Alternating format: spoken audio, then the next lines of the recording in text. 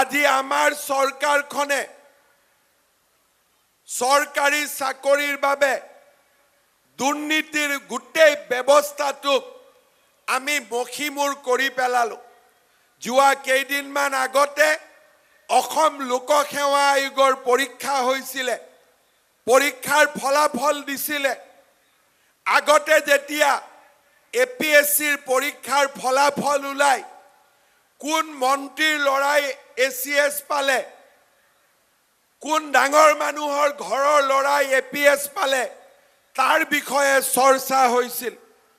কিন্তু যোৱা 4-5টা বছৰত আমি মানসিকতাৰ পৰিৱৰ্তন ঘটাইছিলো। এতিয়া টিভিৰ স্ক্ৰীনত APSCৰ পৰীক্ষাৰ ৰিজাল্ট দিয়াৰ দিনা কোন মন্ত্ৰীৰ লৰাই ACS পালে তাৰ বিষয়ে আলোচনা নহয়, কোনজন তৰকাৰী ব্যৱসায়ী লৰাই, কোনজন চাহ দোকানীৰ ছোৱালী ACS পালে তাৰ বিষয়ে আজি টিভিত আলোচনা হয়। আমাৰ জীৱনকালত এনে পৰিৱৰ্তন কেতিয়াবা আহিব বুলি মুখ্যমন্ত্ৰী দায়িত্ব লোৱাৰ দিনাখন ময়ো কল্পনা কৰিব পৰা নাছিলো। ময়ো সপোন দেখা নাছিলো যে এদিন লোকসেৱা আয়োগৰ পৰীক্ষা এটাও দুৰ্নীতিৰ অভিযোগ নাথাকিব। তৃতীয় আৰু চতুৰ্থ শ্ৰেণীৰ পৰীক্ষাত হেজাৰ চেষ্টা কৰাৰ পিছতো কোনেও ত্ৰুটি উলিয়াব নোৱাৰিব। এই সাহস মই মোৰ পৰা উৎপন্ন হোৱা সাহস নাছিলে।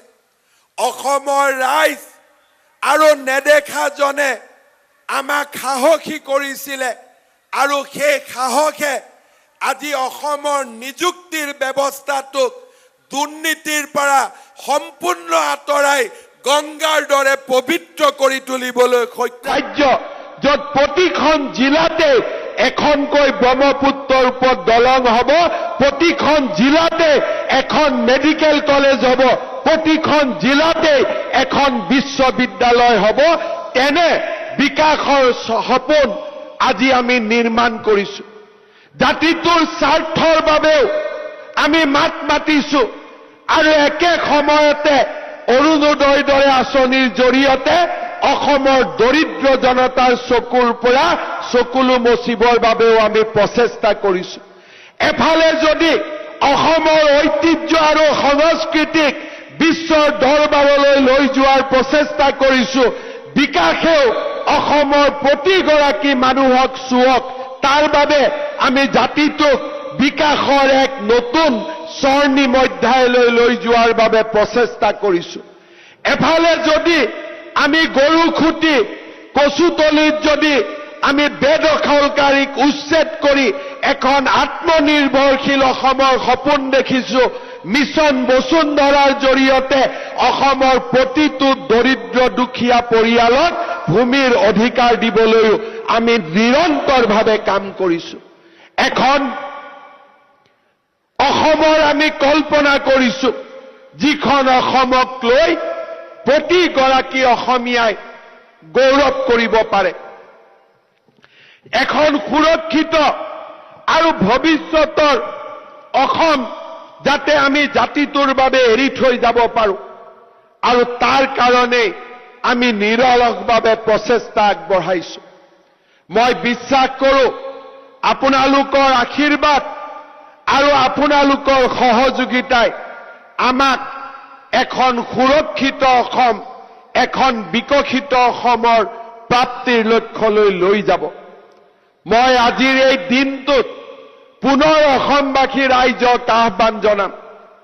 অসম আন্দোলন শেষ হ'ল, কিন্তু আমাৰ ইস্পিত লক্ষ্যত আমি এতিয়াও উপনীত হ'ব পৰা নাই। অসম আন্দোলনৰ যদি ৰাজনৈতিক লক্ষ্য বিদেশীৰ পৰা অসমক মুক্ত কৰা আছিল, অসম আন্দোলনৰ অৰ্থনৈতিক লক্ষ্য আছিল অসমখনক স্বাৱলম্বী হিচাপে নিৰ্মাণ কৰা। মই অসমীয়া যুৱক যুৱতীক আহ্বান জনাম, স্বাৱলম্বিতাৰ পথেৰে খোজকাঢ়ি আমি জাতিটোক নিজৰ ভৰিৰ ওপৰত নিজে থিয় কৰাব লাগিব। অসম আন্দোলনৰ পিছত আমি আত্মনিৰ্ভৰশীলতাৰ পৰা বহুদূৰ আঁতৰি গলো। আমাৰ খেতি পথাৰত খেতি কৰিবৰ বাবেও আমি অচিনাক্ত লোকক মাতিব আৰম্ভ কৰিলো। আমি যিখন ৰিক্সাত উঠো, আমি যিখন অটো ৰিক্সাত উঠো, আমি যিখন বাছত উঠো, সিও যেন অচিনাক্ত লোকে চলাবলৈ আৰম্ভ কৰিলে। অচিনাক্ত লোকে অসমৰ অৰ্থনীতিটোক নিজৰ হাতলৈ লৈ যাব আৰম্ভ কৰিলে। অসমৰ যুৱক যুৱতীসকলে অসমীয়াক সেই অচিনাক্ত লোকসকলৰ পৰা ৰক্ষা কৰিব লাগিব।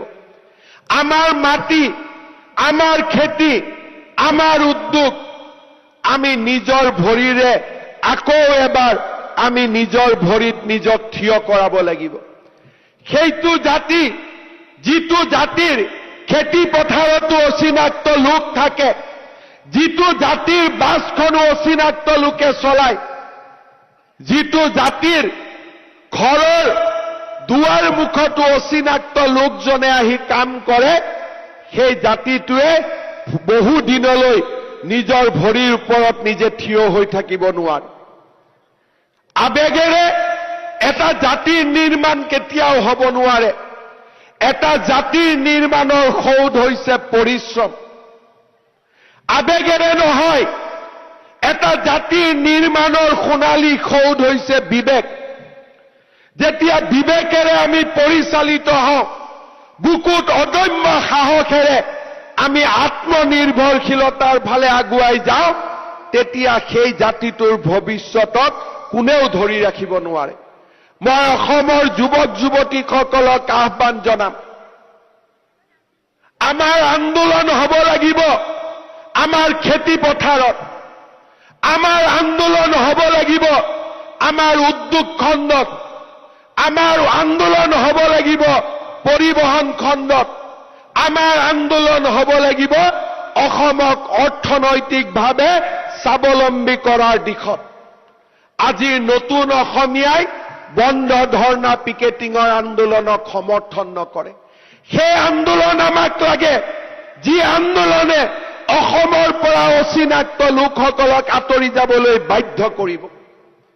মই আজিৰ এই দিনটোতেই প্ৰতিগৰাকী অসমীয়া ভাৰতীয়ক অনুৰোধ কৰিম, যিমানেই টকা নিদিয়ক কিয়, যিমানেই মূল্য নিদিয়ক কিয়, নিজৰ মাটিডোখৰ যাতে কেতিয়াও আপোনালোকে অচিনাক্ত লোকক বিক্ৰী নকৰে, তাৰ বাবে মই আহ্বান জনাম।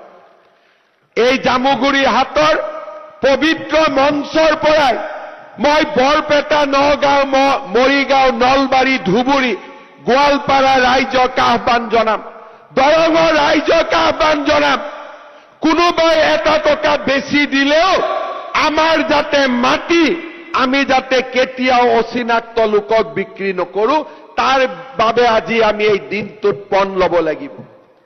অসমীয়াৰ হাতৰ পৰা মাটিডোখৰো যদি আঁতৰি যায়, জীয়াই থকাৰ বাবে আমি পৰিচয় নোপোৱা হ'ম। জনগাঁথনিৰ পৰিৱৰ্তনে আমাক গ্ৰাস কৰিছে। অসমীয়া জাতি এনে এটা জাতি, আমি মমৰ পোহৰত আছো। মমৰ পোহৰে মমডালকো জ্বলাই দিয়ে আৰু কেতিয়াবা নিজৰ শৰীৰ জ্বলাই জ্বলাই সেই মমডাল নোহোৱা হৈ যায়। আজি আমাৰ চাৰিওফালে অচিনাক্ত লোকৰ মাজত এডাল মমৰ দৰে জ্বলি আমি অসমখনক আলোকেৰে আলোকিত কৰি ৰাখিবলৈ প্ৰচেষ্টা কৰিছো।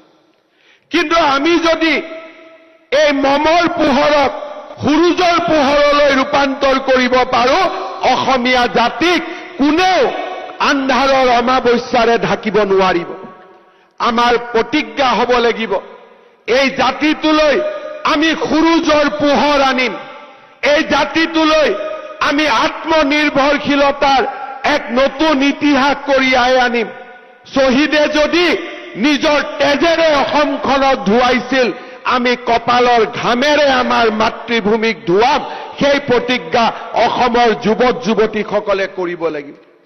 আমি শ্বহীদ ভূপেন ডেকা নহয়, আমি শ্বহীদ খৰ্গেশ্বৰ তালুকদাৰ নহয়, আমি ভগৱানৰ সেই বিশেষ সন্তান নহয়। শ্বহীদসকল ভগৱানৰ শ্ৰেষ্ঠতম সন্মান। ভূপেন ডেকা খৰ্গেশ্বৰ তালুকদাৰ হোৱাৰ সাহস আৰু শক্তি ভগৱানে আমাক দিয়া নাই। কিন্তু তেওঁলোকৰ প্ৰেৰণাৰে আমি ৰোমাঞ্চিত হৈ, তেওঁলোকৰ আদৰ্শৰে আমি আদৰ্শান্বিত হৈ, তেজেৰে মাতৃক ধুৱাব নোৱাৰিলেও কপালৰ ঘামেৰে আমি নিশ্চয় অসম মাতৃক ধুৱাব পাৰোঁ। আৰু সেইবাবে অসমৰ যুৱক সমাজে অসম মাতৃক কপালৰ ঘামেৰে ধুৱাবলৈ ওলাই আহক, বিশ্ব বিজয় কৰিবলৈ আগবাঢ়ি আহক। ৰূপকোঁৱৰ জ্যোতিপ্ৰসাদ আগৰৱালাই কৈ যোৱাৰ দৰে বিশ্ব বিজয়ী নজোৱান জ্যোতিয়ে সপোন দেখিছিল অসমীয়া যুৱকে বিশ্ব বিজয় কৰিব, আৰু আজিও আমি বিশ্ব বিজয় কৰিব পাৰোঁ। অসাধাৰণ যুৱক অসমৰ মাজত এতিয়াও আছে। অসাধাৰণ যুৱকসকলে এতিয়াও আমাক প্ৰেৰণা যোগায়। মই বাৰে বাৰে অনুৰোধ কৰিম, অসমৰ ভৱিষ্যত আমি তেতিয়া সুৰক্ষিত কৰিব পাৰিম যেতিয়া অসমৰ প্ৰতিটো কামৰ ওপৰত অধিকাৰ আমাৰ থাকিব। আমাৰ মনবোৰ বেদনাৰে সিক্ত হৈ যায়, আমাৰ মনবোৰ বেদনা আৰু দুখেৰে পৰিপূৰ্ণ হয় যেতিয়া অচিনাক্ত লোকে কয় যে আমি মাছ বিক্ৰী কৰা বন্ধ কৰি দিম, যেতিয়া অচিনাক্ত লোকে কয় যে আমি নহলে উজনি অসমত কাম নহব। সেই দিনটোতকৈ চৰম অপমানৰ দিন জাতিটোৰ বাবে একোৱেই নাথাকে।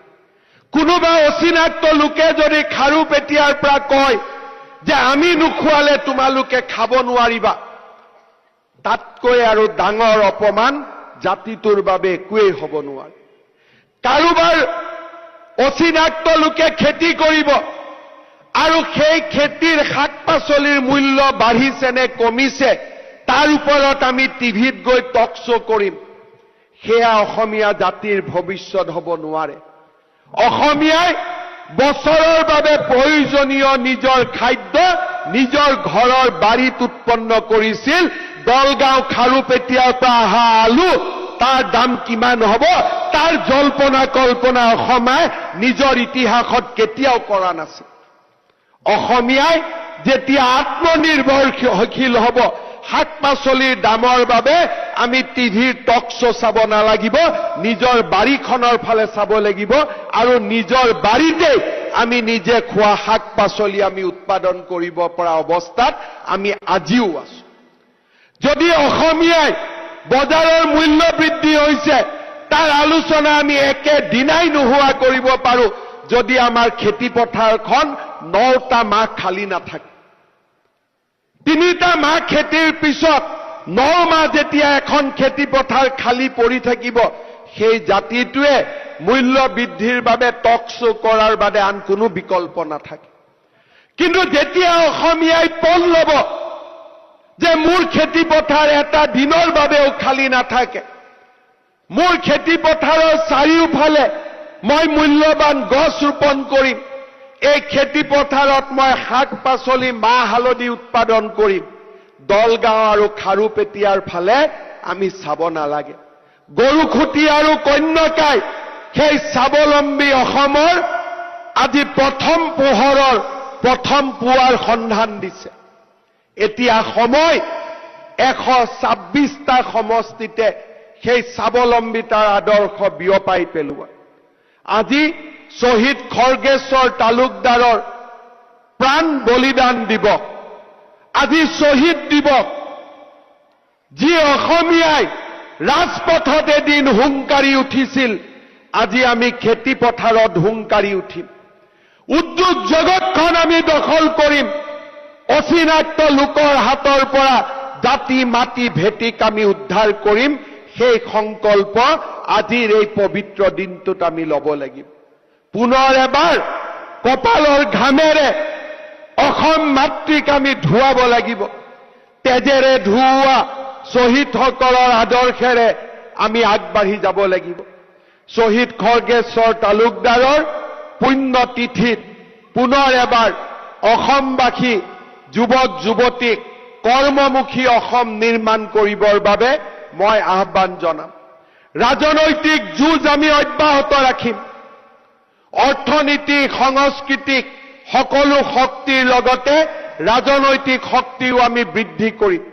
সমষ্টিৰ পুনৰ নিৰ্ধাৰণে অসমীয়াক ৰাজনৈতিক শক্তিৰ এক কেন্দ্ৰীয় শক্তিলৈ পুনৰ এবাৰ ৰূপান্তৰ কৰিলে কিছু বছৰৰ বাবে আমাৰ জাতিটো সুৰক্ষিত হৈ থাকিব।